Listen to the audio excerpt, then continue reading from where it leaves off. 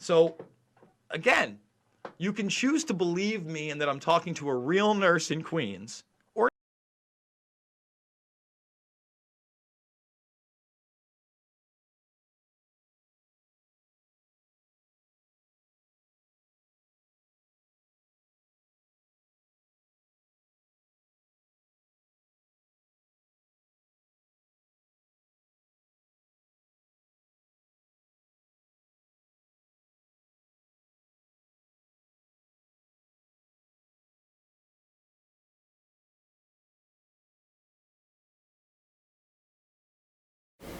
Hi, is this Dr. Cameron Kyle-Sidell? Yes. Hi, it's Jason Goodman calling. How are you? Thank you for calling I'm back. good. How are you? I'm well. No I'm problem. sorry. I don't mean to be intrusive calling on your cell phone, but I saw the video that you had put out about the respirators and the pressure on the lungs and everything. I was very interested in what you were saying. Yes. Sorry, Jason. Have we met before? We've never I'm met. so I have a YouTube okay. channel called Crowdsource the Truth, and I'm just calling Yeah. because I'd like to propose an interview. I've got 100,000 viewers on YouTube and many more on other platforms. I'm in New York City, and I could come over to Okay. Maimonides, or I mean, maybe even outside on the street in front of Maimonides might be an interesting place to do it. But I just really, Yeah.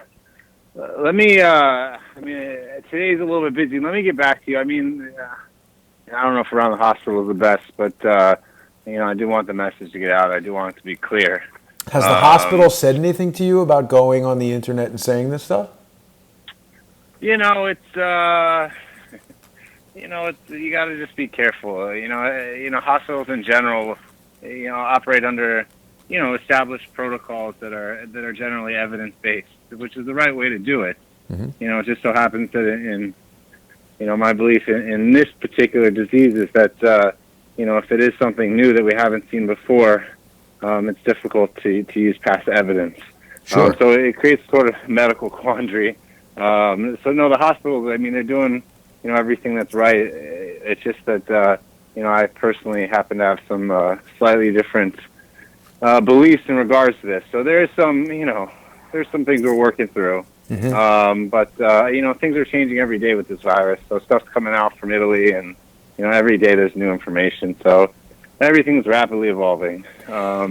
But would we have to do the interview in person, or? Well, we don't have to. I think it would be, I think, good if we could, but we don't have to. We could do Skype. Yeah. We could do whatever you want to do. I mean, obviously, your schedule and convenience are the primary concern. Yeah. Why don't tomorrow afternoon? Mm-hmm. I should have some time. Would that be a time that would work? Absolutely. I'll touch base with you, or I get a lot of calls and everything, but I'll touch base with you in the morning, or if I don't, just text me. Sure. And I can figure out. I don't know if I can for sure do it in person, but I can certainly do an interview. Okay, great. Now, let me just ask you real quick. I don't want to use up too much of your time, but did you see this New York Times article where Dr. Colleen Smith was saying that there aren't enough ventilators, and the New York Times itself contradicted that? Yeah, I actually know Colleen Smith. She was one of my residents, so I know her well. What do you think about that? I haven't read that particular article. I don't know. I think one thing that is being, one thing that I wasn't quite saying that is being slightly not misconstrued or anything purposeful, but it's not quite my message, is that, I'm not saying that we won't need vents. In fact, I think we're going to need a tremendous amount of vents. Mm-hmm. My main message I'm trying to be clear is that, if in fact this is something completely new, that it means the entire sort of medical paradigm that we're working under, which is to say that this is, an ARDS paradigm, acute respiratory distress syndrome, which is, a disease that's been studied for the last 20 years in major trials. If this is something new, it just means that we need to maybe change the paradigm. So it doesn't mean that we don't need vents. It just means that perhaps if we absolutely will need vents, but perhaps they need to be, operated in slightly different ways with different goals. And really, it's, my main goal is to try to get I'm a critical care trained doctor. I'm not a lung doctor, a pulmonary doctor. My main hope would be to get those people that are experts to just take a fresh look. Right. And, I see myself as primarily a clinician and a teacher, and sort of one of the, if you can call it a foot soldier and all this. I'm not typically one who's building protocols. I'm typically the one who's making sure they're enacted precisely. Right. And so I would like, experts to come together and see if there's perhaps a better way so that those like me would feel better about, sort of following what their guidance is. So, but it's not that I think that we won't need ventilators. From what I can see, the disease patients, require oxygen at levels that we cannot provide in many cases without a ventilator. Right. But if it is that which they need, then it's a different paradigm with slightly, it's sort of a medical thing, but there are different ways one can operate a ventilator, and perhaps we can be operating them in slightly different ways, which may be better. Yeah, and you know what? For me, obviously, I'm a layperson, not a doctor. But Yeah. your message was absolutely clear. The thing I was asking about Dr. Smith was not whether the ventilators were needed or not. It was that in that single New York Times piece, Dr. Smith is saying, "Oh my God, there aren't enough ventilators." But the New York Times, while they're playing video and audio of her saying that, have an on-screen text element that says the hospital has denied this and says that at no point were they close to running out of ventilators. And then later that night, or perhaps the next day, Cuomo says we've got 10,000 ventilators in storage that we're not sending out because the hospitals don't need them yet. And when I called Dr. Smith to try to get to the bottom of what the confusion was, she didn't want to talk to me. She referred me to the hospital public information officer who, asked me to send the questions in writing, which I did. And 48 hours later, when she didn't answer them, she told me I needed to pose them to this other person, which made no sense, because if I had emailed her the questions, I don't understand why she didn't forward them to the other person. And when I did that... part of this is it's, I'll be honest with you, I've tried to get some other doctor, I believe this story starts, what I'm trying to describe starts with individual doctors at the bedside explaining that what they're looking at is something they've never seen.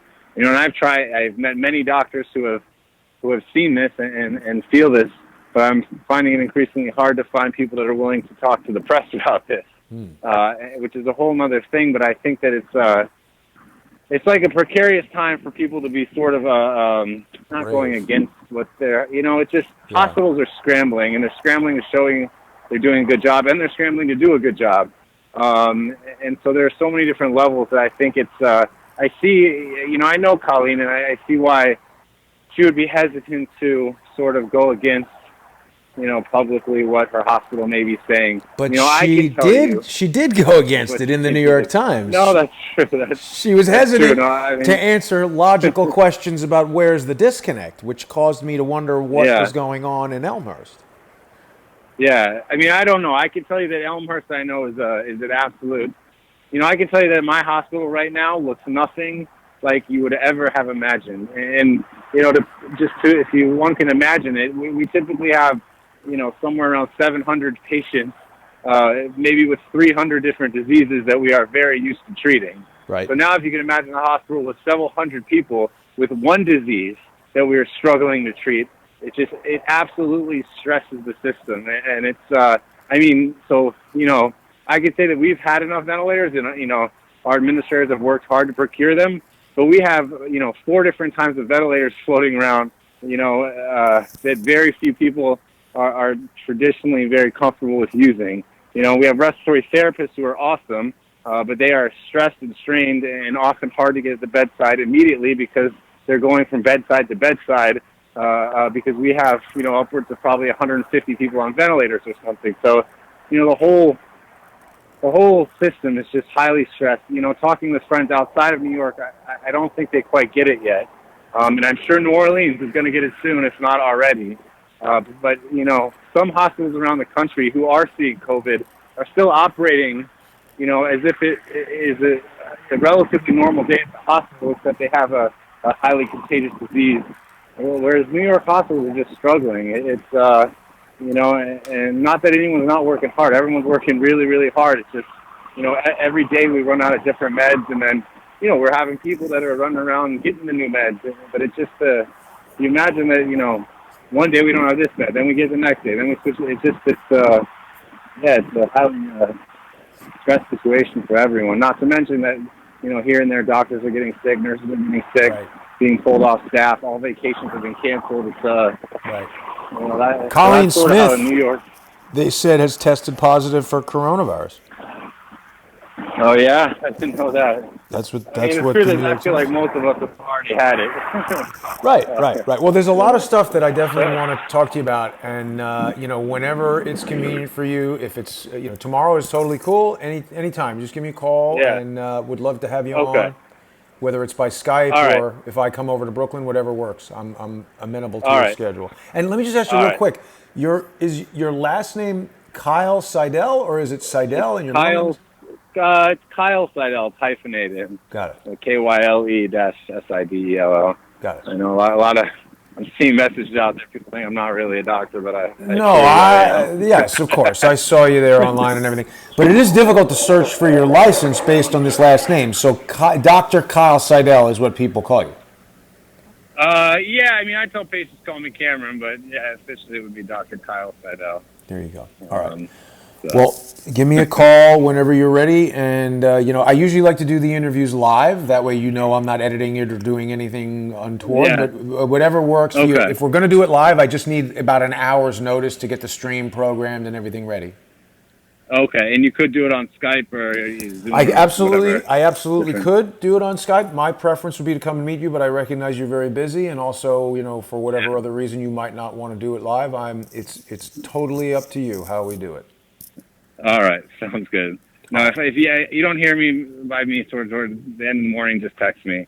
You got it. Make sure I remember. I'll get back to you. All right, thanks, Doc. I'll talk to you tomorrow. All right. Take care. All right, thank you. Bye-bye.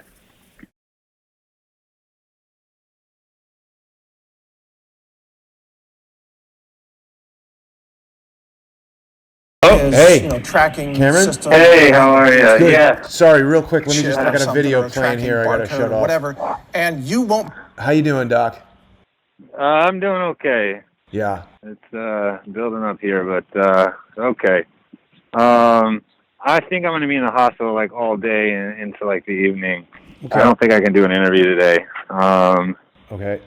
And to be honest, I'm getting like calls from a lot of people. I think I'm just gonna like stick interviews to like medical outlets. I'm all for anyone searching for the truth for sure. But I may just like stick with actual formal interviews with like medical people. I'm trying to just stick with this medical message. I feel like we really gotta, like, my main goal now is to get this out among the physician staff and up to like physician, doctors, nurses, and up to like people who make like these kind of policies that are kind of national level. All right. I If understand. that makes sense. Well, so has the hospital said anything to you? I mean, you've got these 3 videos out. You got like 500,000 views already. Have they said anything? No, I mean, the thing is that really it's, in a hospital, like, we generally have to follow, expert recommendations. I mean, it's like I used to joke that, the hospital was the least creative place in the world because you can't really just say, I got an idea, Because generally we want to do things that have evidence-based, and we want to do things in kind of like a, something that's been proven. Now, the particular thing I think with this disease is that really this is what's so freaking terrible and strange about it is that I really do think this is something new. So I think that we don't have a lot of data to go on, and this is why I'm trying to get, all these societies. If you look at like surviving sepsis, all these different, Society of Critical Care, there's a million of different of these major medical societies that generally put out guidelines that, in a sense, like, I see myself as like a clinician and a teacher. Mm-hmm. I've never been one to make the, make the guidelines. My role is to make sure that the guidelines are followed in as precise way as we can. That's all ER doctors and critical care doctors that are really, the bedside. Our job is to follow what is proven evidence and proven medicine. And it's just in this particular case, from what I saw in the beginning, I just have this belief that the guidelines are slightly misplaced, and not misplaced by anyone who's not doing it in good faith or not, everyone.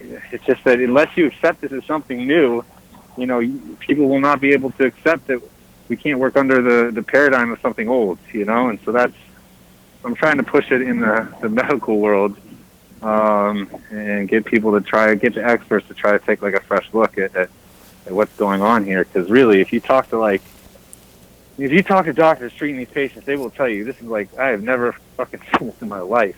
You know, these patients are just you've never seen these patients. You know, you know, like I think that it does have some clinical resemblance to, you know, high altitude sickness, but you know, I've never seen high altitude sickness. I'm not like a doctor for extreme sports, or you know. So how can you make that judgment if you've never seen it? I mean, you're describing hypoxia, that these patients are not getting enough oxygen. Pure hypoxemia. Most people that go into respiratory failure don't have what we call like a pure hypoxemia. They get tired. They have both hypoxemia and they have a problem where they get tired. Their work of breathing, literally, they get respiratory fatigue. You know, and what I'm seeing is just something that looks, and I don't know if the mechanism is the same at all. I'm not even, you know, I'm certainly not like a microbiologist or a scientist, or, you know, I don't know what is happening and how the virus is sort of, you know, doing what it's doing. But you know, the only other condition I can read about that seems to be causing this is, you know, is something like high altitude sickness. I'm sure there's a lot of others, but you know, I talked to a guy who was a doctor here, who was in my unit when I was in, and we put him on high flow, this device to give oxygen. He ended up getting better and got discharged. And so you know, he's a doctor. So, you know, he said, what the fuck is going on? I said, I don't know. You know, I have no idea. It seems to be like this high altitude sickness. And he said, you know, in the beginning, you know, before he got really bad, you know, it did feel like when he used to run in the hills of Colorado.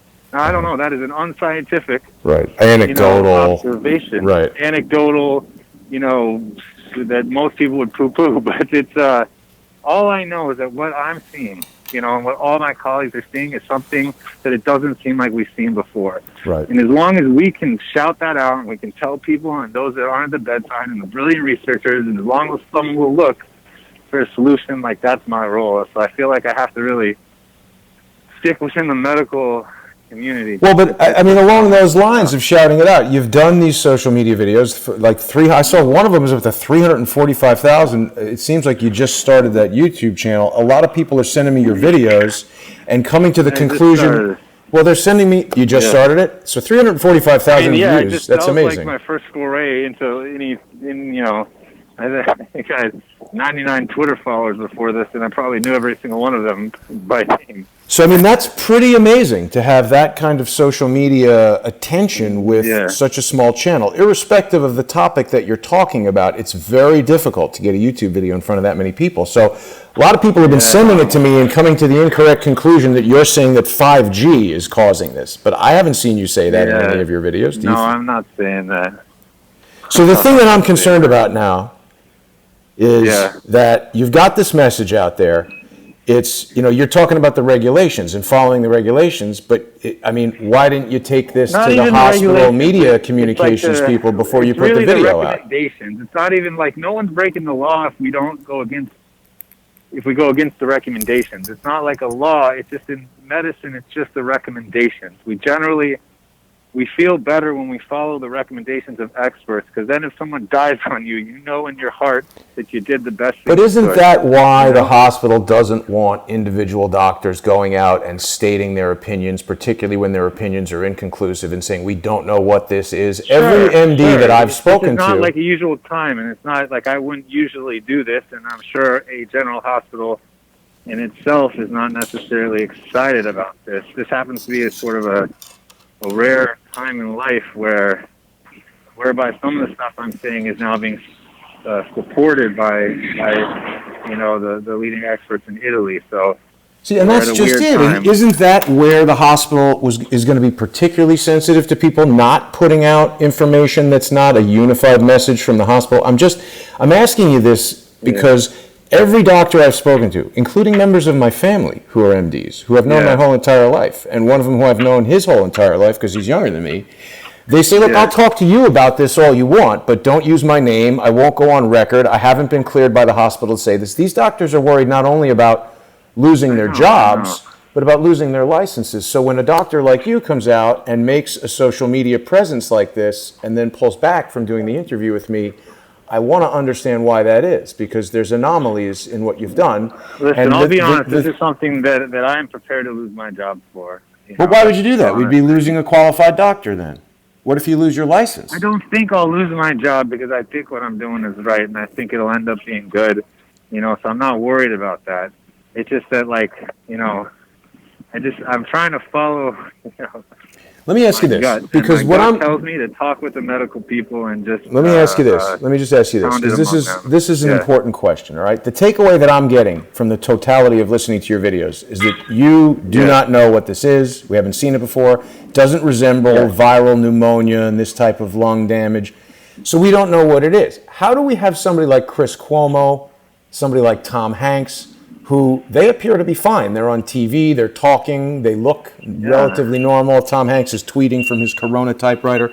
But then we have people that you're talking about who look like they're in an airplane that's been depressurized, they're oxygen starved, and they're dying by the hundreds, and you've made a projection that we're going to have hundreds of thousands of deaths. How can you arrive at that conclusion? I didn't make that. The news is kind of making that projection. I thought I heard you say that it's going to be 10 times as many people very soon. Did I not hear that? Well, that's what the news is saying. I mean, I can only take you the said projections that. the news You is saying. said I can that. tell you that that's what I heard from the news, and that seems. I mean, that is again. See, that's where it becomes very unclear, Dr. Sidell, because Dr. Kyle-Sidell, because if you're putting out statements that are a combination of your personal medical opinion, there's no way that I can project and the on news, what the mortality in this nation will be. I work at one hospital in one place, and it happens to be terrible. So if the news is projecting something like 100,000, I would suspect that may be what it could be. but if you're putting out a message, Chris Cuomo and them, what? Chris Cuomo. Why they are? Listen, some people are asymptomatic, and we don't know why. Some people it seems like they get 0 days. Some people get 2 days. Some people get 9 days. Some people get 15 days. I got no fucking clue, to be honest. 15 days of what? I mean, we're working with patients, and they're having fevers, and we're just fucking praying that this is the last one. Wait, 15 days of what? Be better. 15 days of intubation? 15 days of what? 15 days of viral disease. 15 days of viral disease. Whatever is happening with this virus, it is happening for however length of time and however length of person. We don't know why. I don't know why. I'm hoping they can predict, hoping they find some way for us to predict in who it'll last how long. But I don't know why. But I'm sure that the same physiologic thing that's happening within the body of Chris Cuomo, within the body of Boris Johnson, is the same thing I'm seeing in my patients. How can you be sure of that? How do we know it's not a different strain of the virus?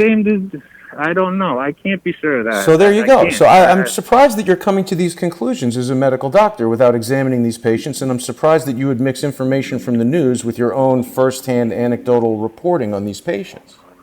Now tell me what you... I mean, listen, this is what I'll tell you. This is the baseline, and this is it, okay? I have never seen this disease before. The people I am with have never seen this disease before. We don't know what's causing it. We don't know why some people are severe, and we have no idea how many people in this country will be. And it doesn't matter if it's 20,000 or 80,000 or 100,000 or 200,000. Well, what I am trying to do is get the experts of medicine that are not drowning in patients to try to take a look at this and figure out what the hell is going on. So us at the bedside have some more therapy to offer to those that are dying in front of us. Right. That's really it. So given that statement, isn't it correct that we really don't know how many people will get it if we don't know anything about the disease because you've never seen it before? How can we project? Correct that I don't know. How can we project that hundreds of thousands will?